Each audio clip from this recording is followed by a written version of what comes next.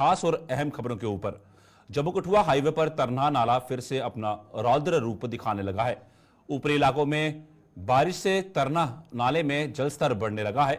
पिछले साल इस नाले में आई बाढ़ ने पुराना पुल क्षतिग्रस्त कर दिया था। हालांकि नया पुल अब बन चुका है, लेकिन पुल के नीचे पानी का बहाव अभी भी वैसा ही है जैसा पिछले साल था। पुल के पिलरों के आसपास पानी जमा होने से लोगों में खौफ की लहर दौड़ गई है। जम्मू कठुआ हाईवे पर तरना नाले पर फिर से अपना रौद्र रूप दिखाने लगा है। ऊपरी इलाकों में बारिश से तरना नाले में जलस्तर बढ़ने लगा है और पिछले साल इस नाले में आई बाढ़ ने पुराना पुल क्षतिग्रस्त कर दिया था। हालांकि नया पुल अब बन चुका है, लेकिन पुल के नीचे पानी का बहाव अभी भी वैसा ही देखा जा रहा है जैसा पिछले साल था। पुल के पिलरों के आसपास पानी जमा होने से लोगों में खौफ की लहर दौड़ गई है। साफ तस्वीरें भी वहां की हालत बयां कर रही हैं। अभी कुछ ही समय हुआ है इस पुल को दोबारा से शुरू किए हुए, और जिस तरीके से वहां पे पानी का बहाव साफ तौर पर देखने को मिल रहा है, तो लोगों में इस चीज़ को देखते हुए खौफ बना हुआ है। क्या पता दोबारा से ये पुल क्षतिग्रस्त ना हो जाए और लोगों को आवाजाही में मुश्किलात का सामना जो है वो करना पड़े। जम्मू कठुआ हाईवे पर तरना नाला फिर से अपना रौद्र रूप दिखाने लगा है। ऊपरी इलाकों में बारिश से तरना नाले में जलस्तर बढ़ने लगा है। पिछले साल इस नाले में आई बाढ़ ने पुराना पुल क्षतिग्रस्त कर दिया था। हालांकि नया पुल अब बन चुका है, लेकिन पुल के नीचे पानी का बहाव अभी भी वैसा ही जैसा पिछले साल था। रुख करेंगे हमारे साथ हमारे संवाददाता रंजीव मेहता हमारे साथ जुड़ गए हैं। रंजीव, जिस तरीके से साफ तौर पर ये जो हालत है, ये तस्वीरें बयां कर रही हैं, तो प्रशासन किस तरह की कार्रवाई अमल में ला रहा है? क्या कुछ इसमें कोई कार्य किए जा रहे हैं जिससे कि इस पानी के बहाव को थोड़ा डाइवर्ट किया जाए ताकि पुल जो है क्षतिग्रस्त ना हो दोबारा से? साल पहले भी बरसात के दिनों में इस तरह ही तरनार नाले में एक बाढ़ आई थी, जब तो जो पुराने वाला पुल था उसके 4 पिलर धंस गए थे, और जिसके कारण काफी परेशानी रही लोगों को। एक साल भर लोग जहाँ तो वैकल्पिक मार्ग से जाते रहे, जहाँ फिर बॉर्डर के रास्ते से। लेकिन आज फिर बरसात की पहली बारिश जो ऊपरी इलाकों में हुई है, हालांकि मैदानी इलाकों में बारिश नहीं हुई है, लेकिन ऊपर पहाड़ी इलाके में बारिश हुई, जिसका पानी आज बाढ़ जैसे ही 1 घंटा पहले यहाँ बारिश आई और उसके बाद यहाँ पानी भरना जल भराव होना शुरू हो गया। और इस पुल को भी, जो नया वाला पुल है, क्योंकि अमरनाथ यात्रा सर पर थी, प्रेशर था नेशनल हाईवे 30 पर, तो उन्होंने आनन फानन में इसको आधा अधूरा ही इसको पुल को भी चलाना शुरू कर दिया। उसके बाद यहाँ के जो पुल के सुरक्षा के जो इनके पिलर होते हैं, उसकी सुरक्षा में के लिए जो कंटेनिंग वॉल्स बनाई जाती हैं इसके नीचे, वहां पर काम नहीं हो सका था। और ना तो इस पानी को पूरे पुल जो 840 मीटर का पुल है, इसको पूरे पुल की जगह डाइवर्ट नहीं किया गया। एक ही जगह, जहां पुरानी जगह जहां पहले पुल जो धंसा था, जहां से उसके पिलर धंसे थे, वहीं से दोबारा से पानी का बहाव वहीं पे रखा है। तो जिसके कारण इस पुल का जो नया वाला पुल है उसके ऊपर भी खतरा जो है मंडराने लगा है, जिसको लेकर स्थानीय लोगों में भी काफी रोष है। लोगों का कहना है कि निर्माण कंपनी जो है वो एक बार फिर जो करोड़ों रुपए का ये पुल का तामीर हुआ है, इसके ऊपर खतरा मंडराने लगा है। खतरा मंडराता हुआ साफ नजर आ रहा है जिस तरह से पानी का रुख हुआ है। मैं रंजीव ये भी जानना चाहूंगा, जिस तरह से हर एक जिले के अंदर अगर बात की जाए या राज्य के अंदर बात की जाए, तो कहीं पर ऑरेंज अलर्ट, कहीं पर येलो अलर्ट मौसम को लेकर जो है जारी किया गया है, और पानी की निकासी जगह जगह पर जिस तरह नहीं हो पा रही है, और यहां भी साफ दिख रहा है पुल क्षतिग्रस्त होने की फिर से संभावनाएं बनी हुई हैं। तो क्या प्रशासन ने इसके बारे में कोई तवज्जो दी है? प्रशासन कोई अधिकारी से आपकी इस बाबत जानकारी हासिल हो पाई है? क्योंकि यहां पर पानी को डाइवर्ट करना बहुत ही अहम है, क्योंकि आने वाले समय में जम्मू कश्मीर में भी भारी बारिश की चेतावनी जो वो दी गई है। मौसम विभाग के अधिकारियों से, कृषि विज्ञान केंद्र कठुआ के जो अधिकारी हैं उनसे बात हुई, तो उनका साफ तौर पर कहना है कि बारिश का अलर्ट हमारे दिया हुआ है। आगे 1 हफ्ते तक लगातार बारिशें बताई गई हैं, कभी भी बड़ी बारिश हो सकती है, लेकिन मैदानी इलाकों में अभी तक बारिश नहीं हुई है, लेकिन पहाड़ों में रोजाना बारिश हो रही है और आने वाले समय में बारिश और ज्यादा होने के आसार है। तो जिसके चलते लगता है कि ये तरनार नाले का जो पुल आनन फानन में खोल दिया गया, अभी इसमें बहुत सारा काम करना बाकी है, क्योंकि इसकी कंटेनिंग वॉल जो जितने भी पिलर हैं उसके आगे लगानी है, वहां पर मिट्टी के ढेर लगाए हुए हैं बड़े बड़े, लेकिन वहां से पानी रोककर एक ही जगह पे फेंक दिया गया है, जिसके कारण इस पुल को भी खतरा होना लाजमी हो सकता है। धन्यवाद रंजीव पूरी जानकारी साझा करने के लिए।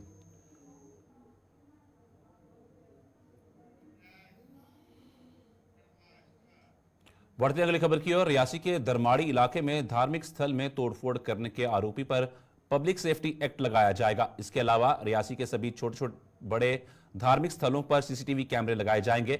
रियासी की एसएसपी मोहिता शर्मा ने बताया है कि समाज में दरार पैदा करने वाले आरोपियों को किसी भी सूरत में बख्शा नहीं जाएगा।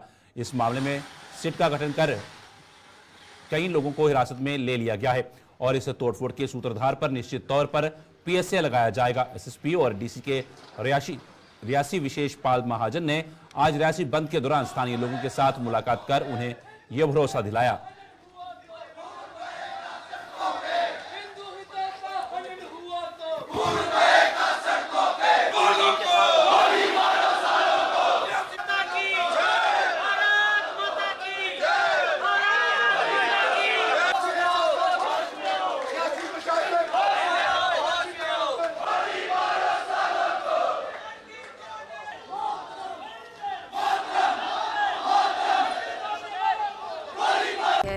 मंदिर तोड़ने की, उसके ऊपर पुलिस प्रशासन ने उसी वक्त संज्ञान लेते हुए एक एफआईआर दर्ज कर दी और कई सारे सस्पेक्ट्स को राउंड अप कर लिया गया है। साथ ही साथ इसमें सिट भी फॉर्म हो गई है।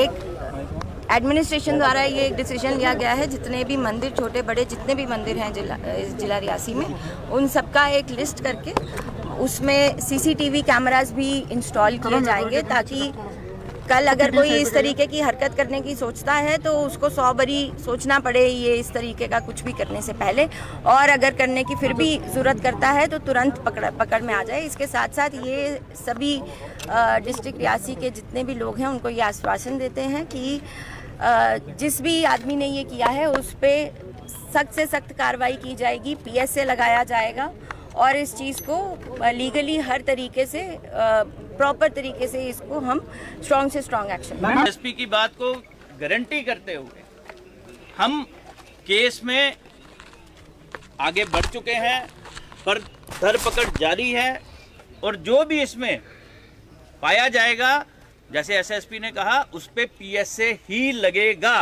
ये गारंटी है इस बात की, इसमें कोई दूसरी बात है नहीं।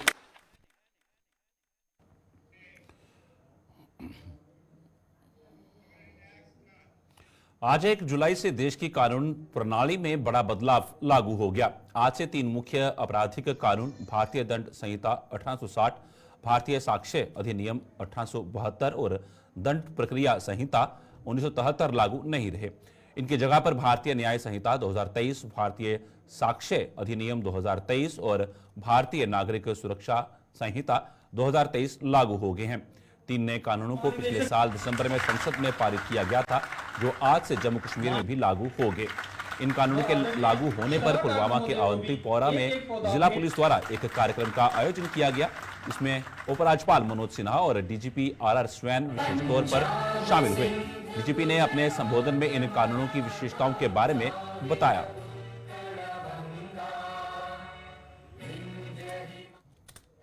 These new laws symbolize a paradigm shift in our approach to justice.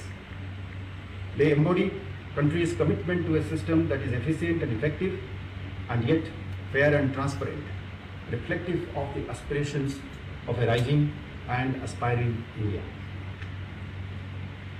The Bharatiya Nyaya Samhita aims to provide a legal mandate for restorative justice and uphold the rights of the victims.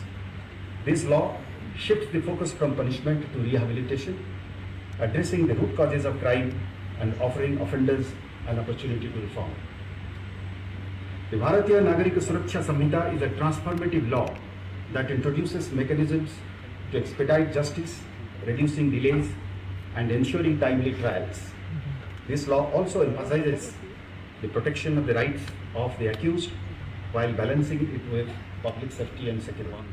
Samhita Adhiniyam modernizes our evidence law, replacing the Indian Evidence Act of 1872. This law incorporates modern technology to ensure the integrity and accuracy of evidence, strengthening the credibility of our adjudication process. The new law provides for severe penalties for crimes against women and children, including life imprisonment or death for heinous crimes. बड़ी खबर से आपको रूप करवा दें। कठुआ में माता वैष्णो देवी श्रद्धालुओं से भरी बस जब्त। पंजाब से अस्थायी रजिस्ट्रेशन नंबर पर कठुआ पहुंची थी बस। बिना दस्तावेजों के जम्मू कश्मीर में दाखिल हुई बस। बड़ी खबर से रूबरू करवा रहे हैं। आरटीओ के दिशा निर्देश पर कानूनी कार्रवाई जारी। बड़ी खबर आ रही है इस वक्त की। कठुआ में माता वैष्णो देवी के श्रद्धालु जो आ रहे थे उस बस को जब्त कर लिया गया है और बिना कागजात के ये बस जो है ये लखनपुर से एंटर हुई थी, जिसके बाद एक बड़ी कार्रवाई अमल में लाई गई और साफ तौर पर जिस तरह से ये श्रद्धालु वैष्णो देवी जा रहे थे उस बस को जब्त कर लिया गया और पंजाब से अस्थायी रजिस्ट्रेशन नंबर पर कठुआ पहुंची थी ये बस और बिना दस्तावेजों के जम्मू कश्मीर में दाखिल हुई थी ये बस। आरटीओ के दिशा निर्देश पर कानूनी कार्रवाई चल रही है। कठुआ में माता वैष्णो देवी श्रद्धालु से भरी बस जब्त की गई है। पंजाब से अस्थायी रजिस्ट्रेशन नंबर पर कठुआ पहुंची थी बस। आरटीओ के कहने पर बड़ी कार्रवाई अमल में लाई गई है। बिना दस्तावेजों के जम्मू कश्मीर में दाखिल हुई थी बस।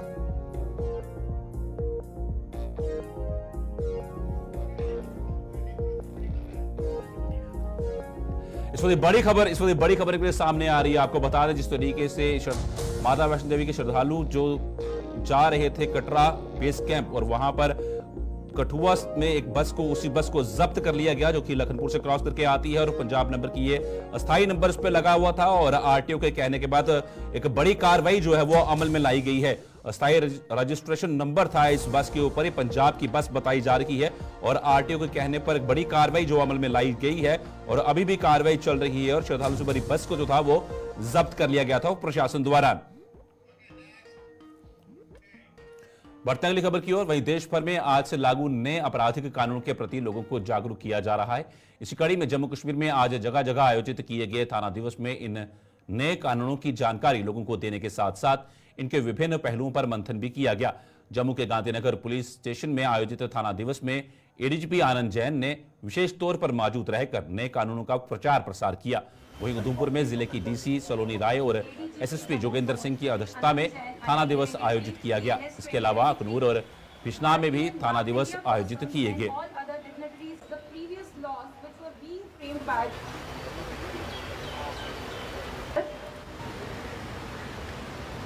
दंड की जगह न्याय और सुरक्षा, ये दोनों ही बहुत ही अहम पहलू है किसी भी क्रिमिनल जस्टिस सिस्टम के। इन दोनों पे ध्यान दिया गया है। जो आपने देखे होंगे जो इसमें जो कानूनी प्रक्रिया में बदलाव आया है, जो हमारे कारकर्दगी में बदलाव आया है, पुलिस की जो कारकर्दगी है वो काफ़ी ट्रांसपेरेंट पारदर्शी भी होगी और ऑर्गेनाइज क्राइम के संबंध में जैसे मैं बात करूं जम्मू संभाग के संदर्भ में तो उसमें हमें भी उसमें उनके खिलाफ कार्रवाई करने के लिए बल मिलेगा। इसमें प्रॉपर्टी फोरफीचर के भी प्रावधान है तो उससे भी हमें और बल मिलेगा कि हम इनके खिलाफ एक प्रभावी और सक्षम कार्रवाई कर सकेंगे। सर चैलेंजेस भी है इसके साथ साथ फेक कंप्लेंट इससे बढ़ने का जो है आशंका बनी रहेगी। वो रहेगा लेकिन हमारी अकाउंटेबिलिटी भी रहेगी कि उनको त्वरित और समय पर हम उन कंप्लेंट्स का डिस्पोजल कर पाएँ। जैसे 15 दिन का प्रावधान है कि उसकी हम इंक्वायरी करें और उस पर त्वरित कार्रवाई करें। ये लॉ सक्षम है जो एविडेंस रिकॉर्ड करने में और जिन लोगों ने इनको मदद की है उनके खिलाफ सक्षम और प्रभावी तरीके से कार्रवाई करने में। ये 0 एफआईआर का संदर्भ भी आया है तो एफआईआर कहीं भी दर्ज हो सकती है। तो अब ये बड़ी सुविधाजनक प्रक्रिया है तो कोई कहीं भी जैसे कंप्लेंट अपनी दर्ज करेगा और उसके बाद हम लोग उस कंप्लेंट पर जो है त्वरित कार्रवाई कर सकेंगे। इस लॉ को इम्प्लीमेंट होने से पहले जैसे आज इम्प्लीमेंट हो रहे हैं तो आज तक हमारी यही तैयारी थी। हमने लोगों को अपने पुलिस वालों को ट्रेन किया, लोगों को अवेयर किया। मेरा आपके माध्यम से ये पब्लिक से अपील रही कि आज के बाद हम नए कानून के तहत जो है कार्रवाई होगी। ये कानून जो है बड़े ट्रांसपेरेंट, अकाउंटेबल और जस्टिस ओरिएंटेड। बट सबसे बड़ा बदलाव तो ये है कि इसमें जो चीज़ें इन्वॉल्व की गई हैं आज के समाज के हिसाब से, आज की ज़रूरतों के हिसाब से जो है कानून को वो किया गया है, कानून को बदला गया है। क्योंकि 1960 से लेके या 1860 से जो कानून चलता आ रहा है हमारे पास, अंग्रेज़ों ने अपने हिसाब से बनाया था कानून क्योंकि उस टाइम हम गुलाम थे। अब आज़ादी के बाद नए कानूनों की ज़रूरत थी तो जिस सिलसिले में गवर्नमेंट का बड़ा अच्छा स्टेप है कि कानून बदले गए हैं और लोगों की भले के लिए ये कानून है। विक्टिम सेंट्रिक लॉज हैं, 0 एफआईआर का प्रोविज़न है, EFIR का प्रोविज़न है, टाइमलाइन जो है इन्वेस्टिगेशन की वो कम हो गई है, अकाउंटेबिलिटी बढ़ गई है और अकाउंटेबिलिटी ना सिर्फ मतलब पुलिस के लिए बढ़ी है बल्कि एक्यूज्ड की जो क्या कहेंगे हम, एक्यूज्ड का जो एक्यूज के जो हकूक हैं उनको भी लेके और जो विक्टिम के जो हकूक हैं उनको लेके भी, और पूरी जो दंड प्रक्रिया है पूरी की पूरी चेंज हुई है। नेशनल कॉन्फ्रेंस से देश में आज लागू हुए नए आपराधिक कानूनों से खुश नजर नहीं आ रही है। पार्टी के उपाध्यक्ष उमर अब्दुल्ला ने दावा किया है कि इन कानूनों का गलत इस्तेमाल किया जा सकता है। उन्होंने एनडीए सरकार के घटक दलों से इन कानूनों पर सोच विचार कर इन्हें बदलने की जरूरत पर बल दिया है। ये जो कानून आज से लागू किए जा रहे हैं, इनमें गलत इस्तेमाल की जितनी गुंजाइश है, इससे पहले जो कानून थे उनमें इतनी गुंजाइश नहीं थी। और हमने आमतौर पे देखा है कि हुकूमत को मौका मिलता है तो कानूनों का गलत इस्तेमाल करते हैं। हम तो चाहते थे कि इस इलेक्शन के बाद नई हुकूमत बनती और इन कानूनों पे दोबारा जो है सोच विचार करने का मौका मिलता। अब चलिए नहीं हुआ, लेकिन अब ये हुकूमत जो है ये बीजेपी की हुकूमत नहीं है। बीजेपी को नंबर नहीं आए, उनकी अपनी मेजॉरिटी है नहीं, ये एनडीए की हुकूमत है। हम उम्मीद करेंगे कि एनडीए के जो मेंबर हैं वो दोबारा इन कानूनों पे जो है सोचने का काम करें। आखिरकार ये इंसान के बने हुए कानून हैं, इनको बदलाया जा सकता है। इन पे डॉक्टरों को समर्पित नेशनल डॉक्टर्स डे पर आज जम्मू के गवर्नमेंट मेडिकल कॉलेज में एक कार्यक्रम का आयोजन किया गया। जीएमसी के प्रिंसिपल डॉक्टर आशुतोष गुप्ता की अगुवाई में आयोजित इस कार्यक्रम में इस अस्पताल में सेवाएं देने वाले कई डॉक्टरों को सम्मानित किया गया। खासतौर पर उन डॉक्टरों व पैरामेडिकल स्टाफ की पीठ थपथपाई गई जिन्होंने रियासी आतंकी हमले में घायल लोगों के उपचार में दिन रात एक कर दिया था। उस आतंकी हमले के बाद जीएमसी अस्पताल में कई घायलों को शिफ्ट किया गया था, जिनका इन डॉक्टरों व पैरामेडिकल टीम ने तुरंत उपचार शुरू कर उनकी कीमती जिंदगियां बचा ली थी।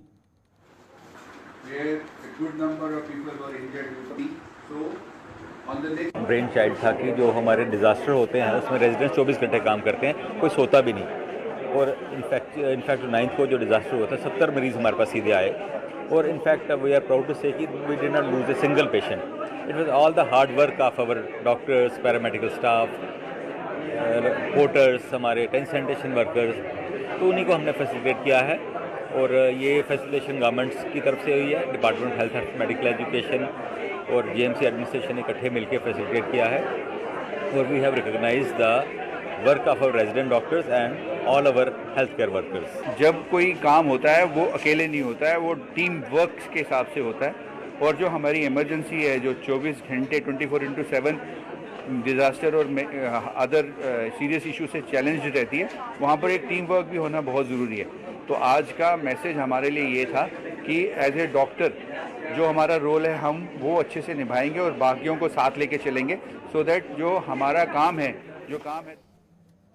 कारगिल शहीद हवलदार युगल किशोर शर्मा को आज उनके 25वें शहीदी दिवस पर याद किया जा रहा है। पुंछ जिले में भारत पाकिस्तान नियंत्रण रेखा से सटे गांव झलास के निवासी युगल किशोर सेना की 12 जैकलाई में तैनात थे और आज ही के दिन उन्होंने शहादत पाई थी। शहीद युगल किशोर को आज उनके परिजनों के साथ साथ सेना व आम लोगों ने भावभीनी श्रद्धांजलि देकर उनकी शहादत को याद किया। कहते हैं कि एक फौजी से बड़ा कोई रुतबा नहीं होता, वर्दी से बड़ी कोई शान नहीं होती और देश से बड़ा कोई धर्म नहीं होता। जैसे कि आज 1 जुलाई है और हम सब इकट्ठा हुए हैं अपने चाचू का एक दिन मनाने के लिए, शहीदी दिन। इस दिन मेरे चाचू ने ना कि अपने घर का, हमारे गांव का, हमारी पूरी डिस्ट्रिक्ट का नाम रोशन किया था कि भाई हमारे यहाँ से भी कोई था जिसने कि करगिल वॉर में अपनी जान की बलिदान दिया था। तो उन्हीं की याद में हमने यहाँ पे एक मंदिर बनाया था जिसके आज वो हमने रखा था एक छोटा सा फंक्शन इनॉग्रेशन के रूप में। दरिया चिनाब में जलस्तर बढ़ने से जौड़ियों के गांव इंदरी और सत्या गांव के लोगों में दहशत का माहौल बना हुआ है। दरिया चिनाब में आने वाली बाढ़ से गांव की जमीन को कटान से बचाने की मांग को लेकर ग्रामीण कई दिनों से प्रदर्शन कर रहे हैं। लगातार प्रदर्शनों के बावजूद बाढ़ नियंत्रण विभाग की नींद टूटी, जिसके चलते विभाग के अधिकारी मौके पर पहुंचे और स्थिति की समीक्षा की।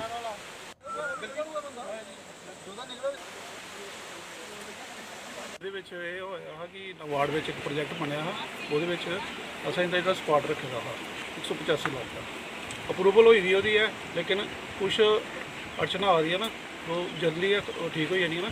तो फिलहाल असी थोड़ी जी रिलीफ देते हैं टैंपरेरी स्टेज वर्क सर। बाकी जड़ा है कि नवाड़ च 185 लाख का काम रखे। वो नवाड़ कहूँ लभना जी ਜਿਸ ਸਭ ਉਮੀਦ ਹੈ ਕਿ 8-10 ਦਿਨ ਚ ਦੀ ਅਪਰੂਵਲ ਹੋ ਜਾਣੀ ਸਰ ਤੁਹਾਨੂੰ ਲੱਗਦਾ ਕਿ 8-10 ਦਿਨ ਤੱਕ ਇਹ ਗਾਂ ਬਚੋ? ਨਹੀਂ, ਮੇਰੀ ਗੱਲ ਸੁਣੋ ਨਾ ਕਿ ਸਾਡਾ ਜਿਹੜਾ ਕੰਮ ਹੈ ਕਿ ਅਸੀਂ ਗਵਰਨਮੈਂਟ ਦੀ ਗਾਈਡਲਾਈਨ ਤੇ ਚੱਲਣਾ। ਮੇਰਾ ਜਿਹੜਾ ਟੈਂਪਰੇਰੀ ਨੇ ਰਿਲੀਫ ਦਿੰਦੇ ਆ ਸਟੇਜ ਵਰਕ ਵਿੱਚ, ਉਹ ਅਸੀਂ ਦੇ ਸਕਦੇ ਹਾਂ। ਉਹ ਸਰ ਕਿੰਨੇ ਪੈਸੇ ਲੱਗੋਗੇ ਨੇ ਰਿਲੀਫ ਹੋਗੜੀ? ਉਹ ਤੇ 1.5-2 ਲੱਖ ਰੁਪਇਆ ਰੱਖਿਆ ਦਾ ਕਿ ਹਰ ਵੀ ਪੜ੍ਹਨੇ ਆ ਥੋੜਾ ਬਹੁਤਾ ਇੱਥੋਂ ਬਚਾ ਲੈਂਦੇ ਆ। ਪਿਛਲੇ ਸਾਲ ਦੇ ਬੜੇ ਪਰੇਸ਼ਾਨ ਆ, जुले टुटिया हा इस जगह इन्हें ਜਿਹੜੇ पुल बना देन इन्हें कंपनियां ने जुले सी पानी की इधर डाइवर्ट किया हा। अस उस टाइम के परेशान हाँ, पूरा साल हो जाते नगर लाते कि उत्थे चैनलाइज करिए उसी परली साइड जो डाइवर्ट किया जा, लेकिन इन्हें कुछ नहीं किया। डिपार्टमेंट सुस्त हा, बिल्कुल कोई कार्रवाई नहीं हुई। बिजली के स्मार्ट मीटरों को लेकर बिश्ना के गांव कोटली चाड़का में ग्रामीणों ने जोरदार प्रदर्शन किया। प्रदर्शन कर रहे ग्रामीणों के मुताबिक वो स्मार्ट मीटर के विरोध में नहीं है, लेकिन स्मार्ट मीटर लगाने से पहले बिजली की केबल बिछाने के साथ साथ नया ट्रांसफार्मर भी लगना चाहिए। ग्रामीणों का आरोप था कि उन्होंने पहले ही जेपीडीसीएल के अधिकारियों के समक्ष अपनी मांग रखी थी, लेकिन जेपीडीसीएल ने उनकी मांग की अनदेखी कर मीटर लगाने की प्रक्रिया शुरू कर दी। गल ही नज़रअंदाज किया, एक दिन डिले करी उन्हें, नैक्सट डे फिर नहीं मीटर लाना आइए। अज सारा पूरा महल्ला जेह्ड़ा किट्ठा होया ते असें ते बिल्कुल विरोध करने क्योंकि जिसले तक ये तारां नहीं पेइयां उल्ले तक असें मीटर नहीं लान देना, जो मर्जी होई जाए। तो असें डिपार्टमेंट की गल आखने कि तुस मीटर लाओ, असें तुंदे नाल हाँ, लेकिन मीटर लाने तो पहले तुसें तारां पानी पैनी। जे तुसें अपनी ब्लैक तार पांदे हो ओह्दे कन्नै तुसें बेनीफिट है, सानूं बेनीफिट है कि तुंदे सारे कनैक्शन निकली जान, ते जेह्ड़ी तुसें बिजली चोरी रोक लगे तो ओह् भी तुंदी सारी रोकी जाओ। असें थे मतलब कि मीटर नहीं लगन देने, असें सारी रात गर्मी बिच तड़फोने, सारे निक्के निक्के बच्चे ना, ते असें ना तारां पा दे ना बड्डियां ना कुछ, इ'यां सारियां मीटर लाइयै जा रहे हैं। ट्रांसफार्म साढ़ा निक्का जिहा नित दूए दिन सड़ी जंदा। एह् पिछले दिन एड्डा बड्डा धमाका आया, इस गल दा कौन जिम्मेवार है? अगर इत्थै कोई हादसा होई जंदा ते कौन जिम्मेवार है इस गल दा? ना जेई ने आना हा, ना कुसै ने आना, ना कुसै ने सानू कुछ देना ही। सारे निक्के निक्के बच्चे सारी इ'यो अपील है कि सानू ट्रांसफार्म भी बड्डा दित्ता जाए, तारां पान। ये हमने 2 दिन पहले भी ये बात बोली थी डिपार्टमेंट को, हम डिपार्टमेंट के साथ है, हम सातों के मीटर लगवाएंगे। लेकिन जो लोगों का कहना है कि पहले केबल पड़े फिर मीटर लगाएं, फिर चोरी रुकेगी, ऐसे वही हाल रहा। ठीक है, पहले ये आप मीटर लगाएंगे, फिर थोड़ी देर के बाद ये केबल लगाएंगे, लोग हरासमेंट होंगे। अगर गर्मी है, अगर मीटर लगाओ कोई नहीं रोकेगा, लेकिन पहले केबल लगा के हम उनके साथ हैं, साथ रहेंगे, ऐसी बात नहीं है। लेकिन पहले जो केबल तार पड़ेगी तो फिर ये मीटर लगाएं, वो अच्छा। नहीं तो ऐसे लोग बोल रहे हैं कि मैं भी ये बोल रहा हूँ कि मीटर नहीं लगाने देंगे, लेकिन पहले केबल लगाएं फिर मीटर लगाएं। सर अधिकारी आया था यहाँ बिजली डिपार्टमेंट? हाँ, मेरी बात हुई थी, मैं नाम नहीं जानता, मेरी बात हुई थी उनसे। वो बोल रहे थे कि आप डब्ल्यू से बात करो। मैंने डब्ल्यू को फ़ोन भी किया, बात भी की, और डीडीसी साहब का फ़ोन भी करवाया मैंने।